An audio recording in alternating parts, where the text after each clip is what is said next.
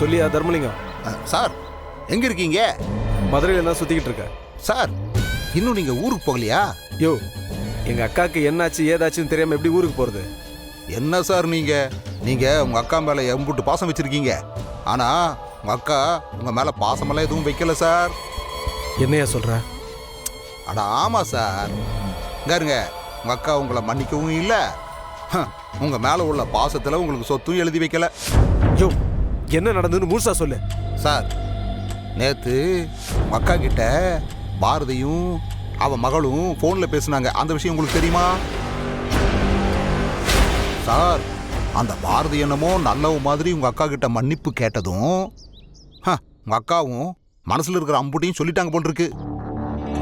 என்ன சொன்னாங்க? சார் நீங்களும் ஸ்வேதாவும் நாளைக்கு ஆதியையோ இல்ல ஆதிக்கு பிறக்க போற குழந்தையோ தொந்தரவு பண்ணாம இருக்கணுன்றதுக்காகத்தான் இந்த சொத்தை உங்களுக்கு கொடுத்துருக்காங்க போட்டிருக்கு சார். மற்றபடி உங்க மேலெல்லாம் பாசமும் இல்லை, ஒரு வெங்காயமும் இல்லை சார். அது மட்டும் இல்லை சார், இப்ப உங்க அக்கா திரும்பவும் இங்க வந்தாங்கன்னு வச்சுக்கோங்க, உங்களுக்கு சந்தேகம் வரும் இல்ல? அதனாலதான் இப்ப பாரதிக்கு தீர்த்த விழா வைக்க போறாங்களாம். அதுக்கு இவங்க பேப்பர்ல விளம்பரம் கொடுக்குற மாதிரி கொடுப்பாங்களா, உங்க அக்கா திரும்பி வர்ற மாதிரி வருவாங்களாம். நீ சொல்றதெல்லாம் உண்மையா?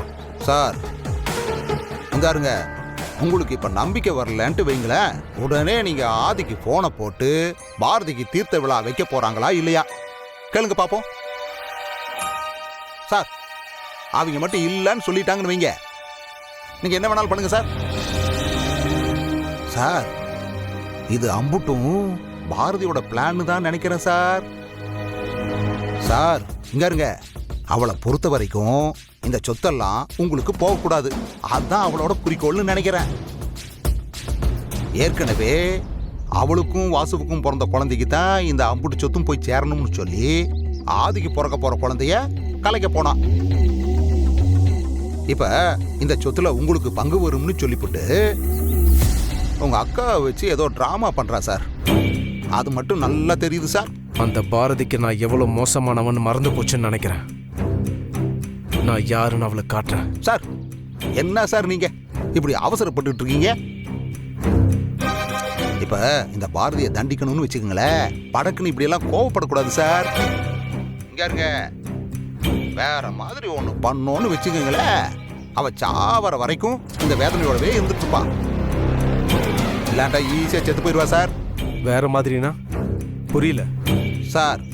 இப்ப நான் உங்க இடத்துல இருந்தேன்ட்டு வைங்க, இந்நேரம் சாரதாவை பொண்ணு ஆத்துலயோ குளத்துலயோ தூக்கி வீசிட்டு போயிட்டே இருந்திருப்பேன். அவங்க சாவுக்கு பாரதி தான் காரணம்னு ஆதியை நம்ப வச்சிருப்பேன்.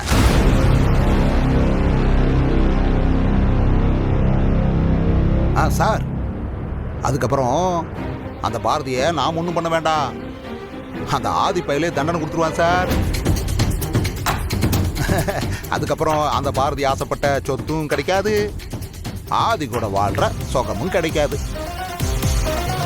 அவளுக்கு பிறந்த குழந்தையையும் அந்த ஆதிக்கும் அவளுக்கும் பிறக்க போற குழந்தையும் கையில வச்சுக்கிட்டு தெரு ஓரத்துல பிச்சை தான் எடுக்கணும்.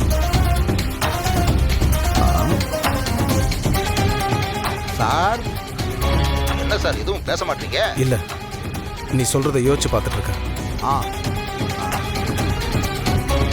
சார் நான் உங்க இடத்துல இருந்திருந்தா இப்படி பண்ணிருப்பேன்னு தான் சொன்னேன். நீங்க இதை பண்ணணும்னு சொல்லல சார். ஏன் இதை நான் பண்ண மாட்டேன்னு நினைக்கிறியா? நடந்தது எல்லாத்தையும் மறந்துட்டு எங்க அக்கா கிட்ட மன்னிப்பு கேட்கலான்னு தான் வந்தேன். ஆனா எல்லாரும் சேர்ந்து பிளான்லாம் இப்படி பண்ணாங்கன்னா அப்புறம் இந்த அறிவு பழைய அறிவா மாற வேண்டியது இருக்கும். சார் அப்புறம் எதுக்கு சார் இன்னும் யோசிச்சுட்டு இருக்கீங்க? இப்ப உங்க காலத்துக்கு அப்புறம் உங்க ஸ்வேதாவுக்கு இந்த சொத்து கிடைக்கலண்டா என்ன சார் பண்றது? ஸ்வேதாவுக்கு புருஷனும் இல்ல, இந்த சொத்தும் இல்லன்ட்டு வச்சுக்கோங்களேன். பாவம் சார் அந்த புள்ள. கரெக்டா சொன்ன. நாளைக்கு நான் இல்லைனாலும் என் பொண்ணு கஷ்டப்படக்கூடாது. என் பொண்ணுக்கு முன்னாடி எங்க அக்காவையும் பார்க்க மாட்டேன், எங்க அக்கா மகனையும் பார்க்க மாட்டேன். இப்ப நடக்க போறது தீர்த்த விழா இல்ல, எங்க அக்காவுக்கு திதி கொடுக்கிற விழா. சரி சார், உங்களுக்கு இந்த விஷயத்துல என்ன உதவி வேணாலும் கேளுங்க. ஆ? உங்களுக்காக நான் என்ன வேணாலும் பண்றேன். அதனால நீங்க கவலைப்படாதீங்க.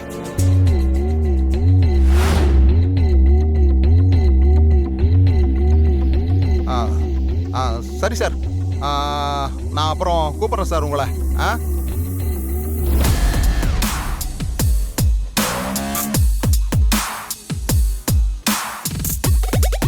ஹலே, என்னையா மாப்பிள இங்க என்ன குறுக்குறுன்னு பார்த்துட்டு இருக்கீங்க? டெய்லி 1 மணி நேரம் இங்க வந்து நின்னா நல்லது நடக்கும்னு சக்கம்பட்டி ஜோசியர் சொல்லியிருக்காரு. என்னையா நீ சும்மா லந்து கொடுத்துட்டே இருக்கிற நீயே? போன்ல யார்கிட்ட பேசிட்டு என்ன பாக்குற? கேக்குறேன்ல, பதில் சொல்லு. யார்கிட்ட பேசிட்டு இருந்த? ஏய், நான் என்ன வெட்டி பாலையா நானு? இந்த ஊர் பஞ்சாயத்து பிரசிடண்ட் ஐயா நானு. 4 பெரிய மனுஷங்க ஃபோன் பண்ணுவாங்க, 4 பஞ்சாயத்து வரும், தாசில்தார் பேசுவாரு, விஓஓ பேசுவாரு, எம்புட்டு வேலை இருக்கு. அவங்களா பேசுவாங்க. சரி, நீ இப்போ யார்கிட்ட பேசிட்டு இருந்த அது சொல்லு. அது இந்த ஆசரிப்பட்டி விஏஓ முரளி இருக்கான் பாரு, அவன் தான் பேசிட்டு இருந்தான். ஏய், அது அது வந்து நம்ம ஊருக்கு மேக்கால இருக்கிற தென்னந்தோப்புல இடம் வாங்க போறானா, அதை பத்தி தான் ஐயா பேசிக்கிட்டு இருந்தோம். நீ வேற தப்புச்சுண்டா சாமி. ஓய் ஓய் மாமா,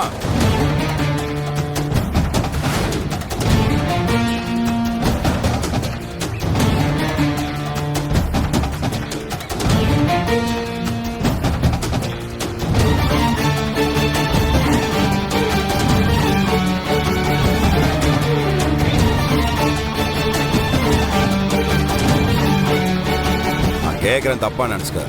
நீ நல்லவன் ஆகிட்டவன் புள்ள மேலே பாச வச்சிருக்கிற, என்ன மன்னிச்சிட்டெல்லாம் சரி.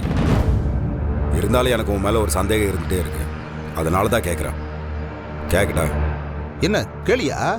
தமிழகத்துல இருந்து தான் இத்தனை பிரச்சனை இத்தனையும் நம்மளுக்குள்ளே நடந்துட்டு இருக்கு. நான் மறுபடியும் கேட்குறவங்கிட்ட என் மேலேயும் ஆதி மேலேயும் இருக்கிற பழைய கோவத்தினால நீ இது பண்ணலையா? இல்லை, நான் ஏன் கேட்குறேன்னா கூடவே இருக்கிற எவனோ ஒருத்தன் தான் இதெல்லாம் பண்ணிட்டு இருக்கான்னு எனக்கு தோணுது. ஏய், என்னையா நீ என்னை போய் இப்படி சந்தேகப்பட்டு இருக்கிற? கரியா, நான் உன்னையும் ஆண்டாளையும் பிரிக்க நினைச்சது உண்மைதான், நான் இல்லைன்னாலாம் சொல்லல. ஆனா குழந்தைய கடத்துற அளவுக்கெல்லாம் கொடுமையானவன் இல்லையா நானு? கோவத்தில் யார் வேணாலும் என்ன வேணாலும் பண்ணலாம்ல மாமா. நான் உன் சொல்லட்டா, நீ இது பண்ணன்னு எனக்கு தெரிஞ்சுன்னு வையன், அதுக்கப்புறம் நான் ஆண்டாளை பற்றியும் யோசிக்க மாட்டேன், எவனை பற்றியும் யோசிக்க மாட்டேன். புரியுதா? உன்னை கொன்னுட்டு உன் காசுலேயே வக்கீல வச்சு கேஸை முடிச்சுட்டு போயிட்டே இருப்பேன். இந்தாரு, எனக்கு இந்த உலகத்திலே எங்கள் அம்மா விட அடுத்தது ஒருத்தனை பெருசாக பிடிக்கும்னா அது ஆதி மட்டும்தான். அவன் இந்த மாதிரி மன உளைச்சலோட வாழ்ந்துட்டு இருக்கிறது பார்க்குறதுக்கு எனக்கு சங்கடமாக இருக்குது. ரத்தம் கொதிக்குது எனக்கு. அவனை இப்படி அலைய வச்சவன் மட்டும் என் கையில் கிடச்சான்னு வச்சுக்க. தெரியும்ல என்னை பற்றி, நீ இதுக்கு முன்னாடி இத்தனை விஷயம் பண்ணியிருக்கல, அதெல்லாம் வச்சுட்டு மனசுக்குள்ளே எனக்கு ஒரு சந்தேகம் இருந்துச்சு, அதை கேட்டேன். நீ தப்பாக எடுத்துக்க, சரியா? அட என்னையா நீ இதை போய் நான் இதுக்கே தப்பா எடுத்துக்க போறேன்? நான் எதுவும் தப்பா எடுத்துக்கல.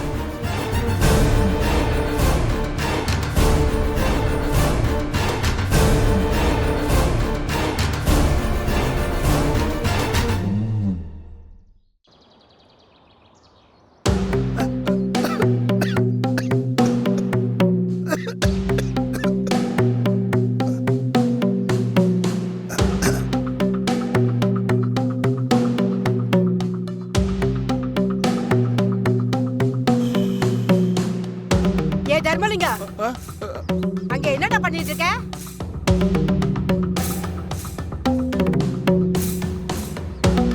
என்னடா தர்மலிங்க, இது என்னடா புது பழக்கம்?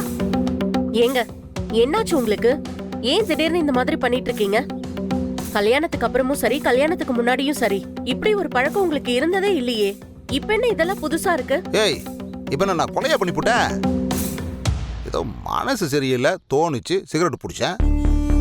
அதுக்கு என்னமோ நீங்க கொலை பண்ணிட்டு வந்து நிக்கிறவனை பாக்குற மாதிரியே பார்த்துட்டு இருக்கீங்க. போங்க போங்க, போய் வேலையை பாருங்க, போங்க. இதெல்லாம் ஒரு தர்மலிங்க நில்லு. வீட்டுல இருக்க நாங்கெல்லாம் சந்தோஷமா இருக்கும்போது உனக்கு மட்டும் என்னடா மன கஷ்டம்? ஏங்க, 2 பிள்ளைங்களுக்கும் நல்ல வாழ்க்கை கிடைச்சிருக்கு. ஆண்டாள் மாமியார் அப்படி பேசிட்டாங்கன்னு நம்ம நினைச்சப்போ, இன்னைக்கு மாப்பிள்ளை எல்லா நகையும் எடுத்துட்டு வந்து கொடுத்து அந்த பிரச்சனையும் முடிச்சு வச்சுட்டாரு. அப்புறம் என்னங்க உங்களுக்கு பிரச்சனை? இங்க எல்லாத்தையும் எல்லார்கிட்டையும் எல்லா நேரத்திலையும் சொல்லிட்டு இருக்க முடியாது. ஒரு மனுஷன் எப்பவும் ஒரே மாதிரியா இருக்கணுமா என்ன? வாங்க. டேய் தர்மலிங்கம், ஒரு ஆம்பளைக்கு கஷ்டம் வந்தா ஒண்ணு அவனை பெத்தவங்க கிட்ட சொல்லுவான், இல்லைன்னா அவனுக்காக பிறந்த அவன் பொண்டாட்டிகிட்ட சொல்லுவான். நாங்க 2 பேரும் தான் உன் கண் முன்னாடி நிக்கிறோமாடா. ஆனா எங்க கிட்ட சொல்ல ஒண்ணு இல்லைன்னு சொல்றியடா. சொல்ல தோணல, சொல்லல. என்ன இப்போ? வேணாண்டா தர்மலிங்கம், நீ ஏன் இப்படி இருக்கேன்னு மத்தவங்களுக்கு வேணா தெரியாம இருக்கலாம், பெத்தவனா எனக்கு தெரியும்டா. எப்ப பாரு இதையே சொல்லிக்கிட்டு இரு. நீ மாறிட்டேன்னு ஊரை வேணா ஏமாத்தலாம், ஆனா என்ன ஏமாத்த முடியாது. உனக்கு இன்னும் அழகர் மேல இருக்க கோபம் போகல. சும்மா வெளியில மாப்பிள்ளைன்னு நடிச்சிட்டு இருக்க. அதா அப்படிலாம் ஒண்ணும் இல்ல. நீயே எதையும் கிளப்பி விட்டுட்டு இருக்காத. ஏங்க, இங்க யாரும் கிளப்பிலாம் விடல. உங்க நடவடிக்கையெல்லாம் பார்க்கும்போது அப்படிதான் தெரியுது. நீங்க மாறவும் இல்ல, மாறவும் மாட்டீங்க. அவளை என்னடா முறைக்கிற? அவ உண்மைதானே சொல்றா. இந்த பாருடா, உன்னை பெத்தவளா ஒன்னே ஒன்னு சொல்றேன். ஒரு வயசுக்கு மேல நமக்கு உலகம் நம்ம பிள்ளைங்க தான். அதுங்களுக்கு நடக்கிற நல்லது கெட்டதை பார்த்து நம்ம தான் சந்தோஷப்பட்டுக்கணும். தோளுக்கு மேல வளர்ந்துட்டா அதுங்க வாழ்க்கையை அதுங்களே பார்த்துக்கணும்னு விட்டுறணும். அதுங்க அவங்கவுங்க வாழ்க்கையை பார்த்துக்கும்.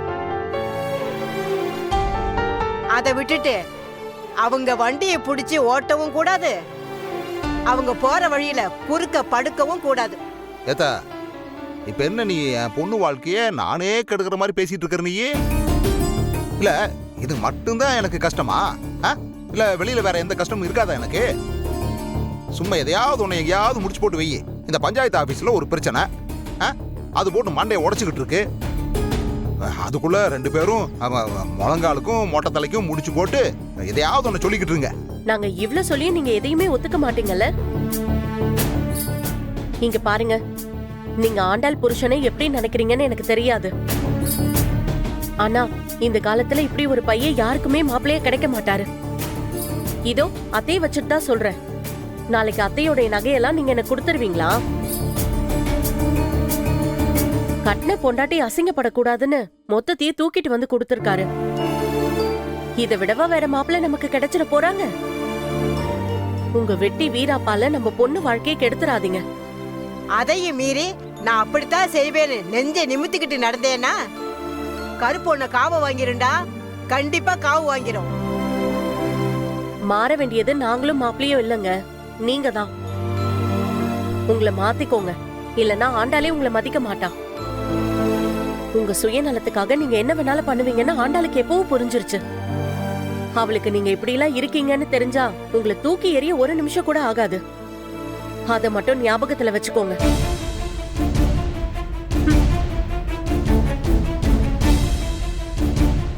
டேய் தர்மலிங்கம், உன்னை இப்படி பார்க்க எனக்கு ரொம்ப கஷ்டமா இருக்கியா?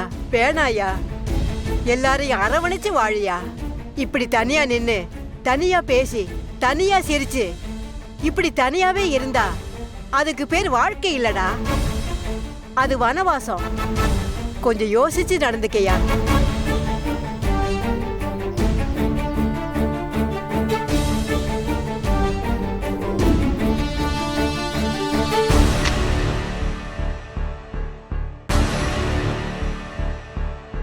என்ன பெத்தவ இல்ல, என்ன படைச்சவனே வந்து சொன்னாலும் என்ன நான் மாத்திக்க மாட்டேன். அந்த ஆதி பயலும் அழகர் பயலும் எனக்கு கொடுத்த காயத்தோட தழும்பு மறையாது.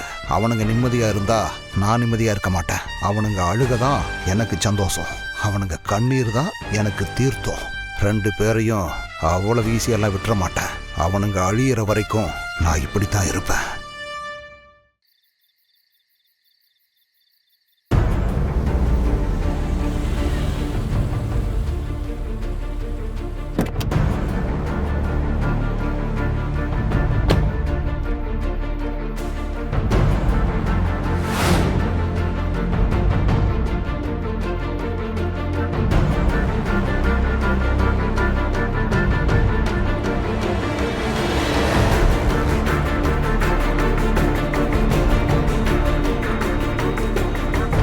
ஓய், இங்க என்ன பண்ணிட்டு இருக்கிற நீ? அதை கேட்க நீ யாரு?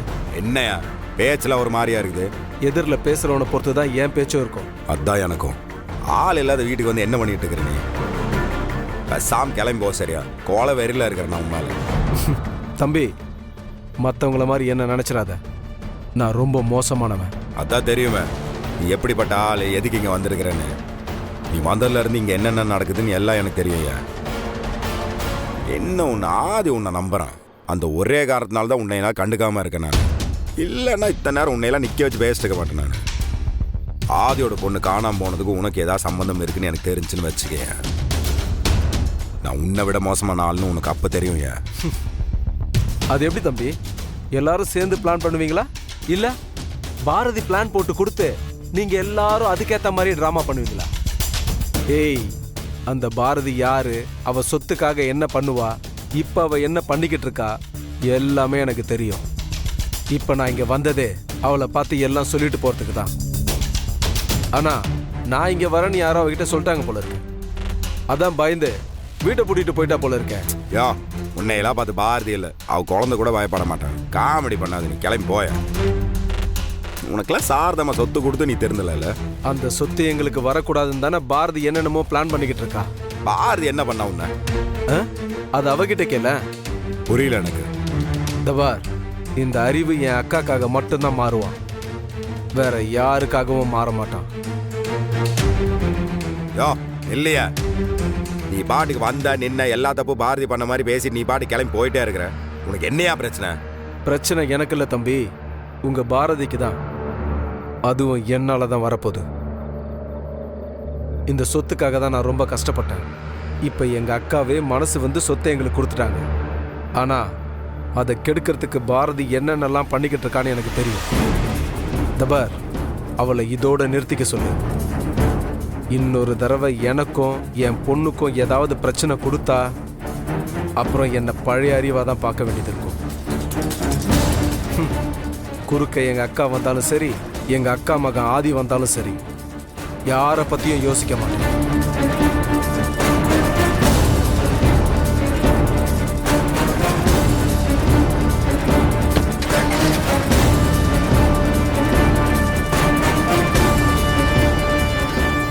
அவன் பாட்டுக்கு வந்தான், பார்த்தான், என்னன்னு கேட்ட படப்படம் பேசிட்டு போயிட்டே இருக்கிறான்.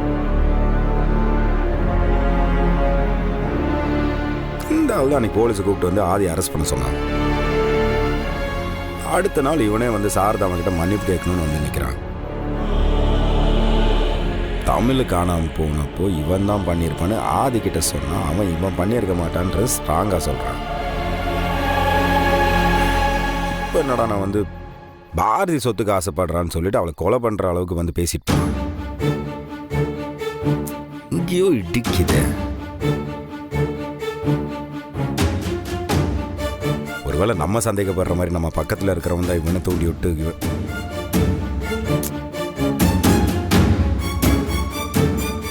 கண்டிப்பாக அவன் வேலையாக தான் இருக்கும். புத்திசாலித்தனமாக கேம் ஆடுறன்னு நினப்பு.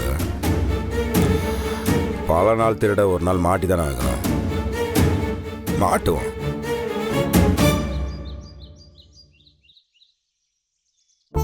ஏய் விடுடி, இதுக்கு மேல உன்னை சோதிக்க முடியாதுன்னு அந்த ஆண்டவனுக்கே தெரியும்டி. அவன் ஆல்ரெடி டயர்டா இருப்பான், விட்டுரு. இதுக்கு மேல உனக்கு எந்த பிரச்சனையும் வராதுடி. ஏய் பாரதி, உனக்கு ஞாபகம் இருக்கா நான் அடிக்கடி உன்கிட்ட சொல்வேனே, என் வாழ்க்கையும் உன் வாழ்க்கையும் கிட்டத்தட்ட ஒரே மாதிரி தான் இருக்குன்னு. நான் சந்தோஷமா இருந்தா நீயும் சந்தோஷமா இருப்ப, எனக்கு பிரச்சனை இருந்தா உனக்கும் பிரச்சனையா இருக்கும். இது வரைக்கும் அப்படிதானே நடந்துட்டு இருக்கு. ஏய் நான் இப்ப சந்தோஷமா இருக்கேன்டி. அப்போ உனக்கும் சீக்கிரம் சந்தோஷம் வர ஸ்டார்ட் ஆயிடும்ல. அதனால இப்படி புலம்புறதெல்லாம் விட்டுட்டு வாழ்க்கையில சந்தோஷமா வாழ்றதுக்கு என்ன வழின்னு மட்டும் யோசி. ஆதியோட அம்மா திரும்பி வந்துட்டாலே எல்லாம் சரியாயிடும். இப்போ அவங்கள எப்படி வர வைக்கிறதுன்னு தான் நான் யோசிச்சுட்டு இருக்கேன். ஏய் அதான் அழகர் ஒரு சூப்பரான ஐடியா கொடுத்திருக்கான்ல, அதான் அந்த தீர்த்த விழா ஐடியா. அந்த ஐடியா கண்டிப்பா ஒர்க் அவுட் ஆகும்டி. நாங்களும் அந்த நம்பிக்கையில தாண்டி இருக்கோம். இருந்தாலும் உள்ளுக்குள்ள சின்னதா ஒரு உறுத்தல் இருந்துகிட்டே இருக்கு. பாரதி, நம்பிக்கை வந்ததுக்கு அப்புறம் எதுக்கடி உறுத்தல் வருது? நம்பிக்கை வந்துட்டா நம்பிக்கை மட்டும்தான் வரணும், வேற எதுவும் கூடலாம் வரக்கூடாது. நீ நம்பிக்கையோட இரு பாரதி. கடவுள் கொடுக்கற பிரச்சனையெல்லாம் காலம் சரி பண்ணி கொடுக்கும். அதெல்லாம் சரிதான்டி. ஆனா ஆதி அவங்க அம்மாவை தேடி போய் இவ்ளோ நாள் ஆச்சு, இன்னும் எந்த தகவலும் வரலையே. அதை நினைக்கும் போதுதான் எனக்கு ஒரு மாதிரியா இருக்கு. ஏய், அவங்க காணாம போயிருந்தாலும் இந்நேரத்துக்கு கிடைச்சிருப்பாங்கடி. ஆனா அவங்கள வேண்டான்னு சொல்லிட்டு போயிருக்காங்க. அதனால நம்ம தேடி கிடைக்கிறது கொஞ்சம் கஷ்டம்தான். அவங்களா வந்தாதான் உண்டு. ஆதி அவரு திருப்திக்கு தேடிட்டு இருக்காரு, அவரு தேடிட்டுண்டி. ஆனா நம்ம பங்குக்கு கடவுளை தான் வேண்டிக்கணும். இது பாரு, சொன்னா கேளு, அவங்க கண்டிப்பா திரும்பி வந்துருவாங்க.